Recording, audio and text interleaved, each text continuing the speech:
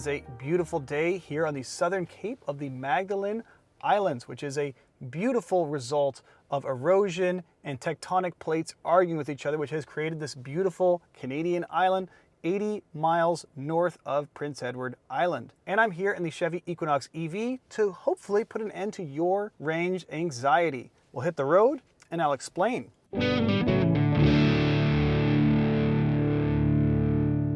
Let's start with where we are. You can kind of get a look out the window. It's beautiful. The Magdalen Islands are an archipelago, part of Quebec actually, even though geographically we are closest to Prince Edward Island and perhaps Cape Breton, depending on where you want to draw the line. They are a mostly connected archipelago via bridges, and you can kind of drive from one end to the other. 18,000 people call this place home, and if you wanted to, from the drivable spots, you could drive from end to end of these chain of islands in about an hour. And I should tell you that I'm here for two reasons. The first is that I'm obsessed with lighthouses. It is a personal goal of mine to visit every single one of the 154 lighthouses in Ontario. Towards that goal, I have visited about 79 of them.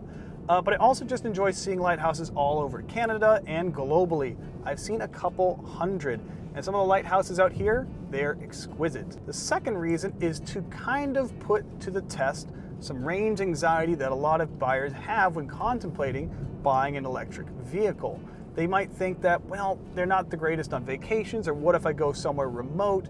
It might not be the best choice for me. So with some argument, I would like to say that this is pretty remote. To get here, I flew into Charlottetown, I drove to Souris, Prince Edward Island, and you might have been following the trip up to this point. We've seen some amazing lighthouses all through the southern coast of Prince Edward Island, and at Souris, we boarded a ferry, and over a 5-hour journey, we arrived here in the Magdalen Islands. All right, this is our cabin aboard the MV Magdalene 2. Let me show you. We have a little workstation here. Coming around, we have an actual full bathroom with a shower and everything. We have 2 beds, but you might notice there's also a bunk bed situation. And then this is our view out the porthole. Pretty good view outside, and that is a quick tour of our cabin. Now, this is one of Chevrolet's many Ultium EVs. This does share the BEV chassis with the Cadillac Lyriq, and it does share that architecture with the Ultium cars in that the battery is a structural member of the design. But that's maybe not important. What you need to know is that in Canada, it starts at $48,000 in change, which means yes, it's cheap enough to qualify for provincial rebates where applicable. And that is the LT model. You can step up to a RS model like we have. The RS model's mostly an appearance package. You get some black badges, black accent, those big 21-inch aluminum wheels. It's really more of an appearance thing. You also get a flat bottom RS steering wheel. But I was surprised to learn that heated and cooled seats, heated steering wheel are all standard on LT and RS models. So it's really just pick the look you want. Also interesting for me was that all-wheel drive is optional on both. Both come standard as a 213 horsepower front-wheel drive single motor setup, but you can pay a little extra money and get what we have here, which is the dual motor all-wheel drive setup with 288 horsepower, and it certainly feels plenty sprightly. The two-wheel drive models, because they have one less motor to carry around, they will carry you 513 kilometers per charge, and the all-wheel drive model, like we're driving right now, will get you 494. So it's only a 19-kilometer compromise in range to get that all-wheel drive capability and the extra power. In my opinion, that's a pretty good deal. And along this trip, I have found that the Government of Canada estimate for how far it will go on a charge to be pretty accurate. We are on a half charge right now, showing 50% of battery remaining, and it's showing 240 kilometers of driving remaining. Now, coming inside the car, things are a little different. I don't know why, but GM always likes to make their EVs a little weirder. The first thing is that there's no start-stop button. There's no on button. Sitting in the seat turns the car on, and getting out of the seat turns it off. And that is kind of a bonus and kind of an annoyance depending on the case you're trying to use it for. For example, if you want to hop in the store and leave your passenger in the seat, if you just get out, the climate control shuts off and they're just stuck in the car. On the other hand, it is kind of nice to just hop in a car and put it in drive and go. There's no extra step. So it gives and it takes. to be fair, you can also manually control. There's these little touchscreen buttons here. One is to manually turn the car off when you're sitting in it, if you'd like, and the other is to leave it running for an additional 60 minutes. So if you wanted to have it essentially idling, climate control and such, you could. That being said, it does seem to me like a problem that did not need to be solved. Elsewhere in here, the big thing that grabs your attention are the screens. There's two really big ones. We have an 11-inch digital gauge cluster in front of me, which is configurable. You can have it as a 1 gauge, as a 2 gauge, as a minimal. You can also just basically put all the car stuff in a corner and only have it be Google Maps. And over here, the big news is that no matter whether you choose the LT or the RS, you get a 17.7-inch touchscreen infotainment system, and it uses Google-based navigation. Now, the built-in Google Maps is pretty sweet, I have to admit, because if I were to pick a destination that's very far away, it will automatically pick my charge stops along that route. It'll even show me if there's perhaps a charging spot that has 4 chargers, how many of those 4 are currently being used and how many are available. That's pretty sweet, except you don't own it. You can use it for the trial period when you get this car, and then after the trial period expires, you have to start paying money, which as well is the same with the Super Cruise. The Super Cruise system works by laser scanning miles and miles of American and Canadian roadways to basically know what's coming around the bend before you get there. It's a really interesting system, and it is geo-fenced in a way that Tesla Autopilot is not, which I think makes it a little more safe, even if it means you can't use it absolutely everywhere. Now, every Chevrolet Equinox EV comes with a 85 kilowatt-hour battery, and for right now they use a CCS charging port, but for the 2027 model year, they will swap to a Tesla-style NACS charge port. So keep that in mind when you're shopping for one of these. Another weird thing is that if you select the RS model, this supports reverse charging, meaning you could charge another vehicle from this one. And I really have never come across a scenario where that would have been helpful, but you can do it from this car, which is kind of interesting.